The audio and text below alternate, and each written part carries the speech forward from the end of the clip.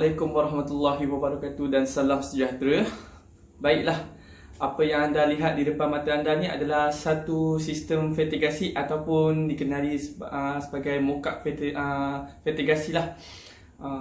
Dengan keadaan PKP sekarang ni, jadi kita tak dapat pergi ke hasil tanaman yang sebenar. Jadi mockup ni adalah sebagai satu contoh untuk menerangkan lagi lah macam mana sistem vertigasi ni berfungsi. Baiklah, sebelum tu kita akan terangkan apa tu vertigasi. Baiklah, sebenarnya vertigasi ni adalah gabungan daripada dua perkataan, iaitu fertilization dan iaitu pembajaan, dan irrigation, pengairan. Jadi dia ni menggunakan kaedah pembajaan melalui pengairan. Jadi daripada tangki yang berisikan air dan baja akan melalui sistem pengairan ni dan akan menyalurkan menggunakan enset penitik ni untuk membagikan polybag, baja dan air.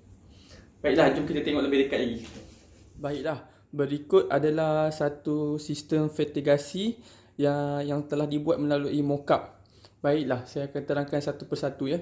Di sini adalah tangki baja A dan baja B. Di sini adalah satu tangki utama. Tangki utama kebiasaannya ada motor di dalam untuk memberikan tekanan air supaya air akan dapat disalurkan melalui pipe poli ni ke enset penitis, dan ianya akan memberikan air dan baja kepada polybag kita. Ini kita anggap dia sebagai polybag. Baiklah.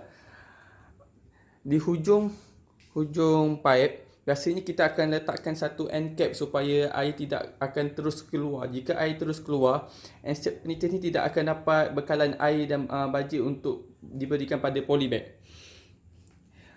Sistem vertigasi ni adalah tanaman yang tidak menggunakan tanah. Terdapat beberapa medium lain yang digantikan dengan tanah. Salah satu contohnya adalah kokopit dan sekang padi. Ianya sesuai untuk menanam tanaman yang berbuah seperti timun, tomato, cili dan lain-lain. Baiklah. Kebiasaannya di polybag ni, bawah ni kita akan letak batu bata.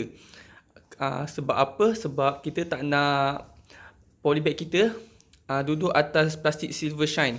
Di bawah sistem vertigasi biasa kita akan bentangkan satu plastik silver shine. Jadi kita tak nak dia di bawah tu.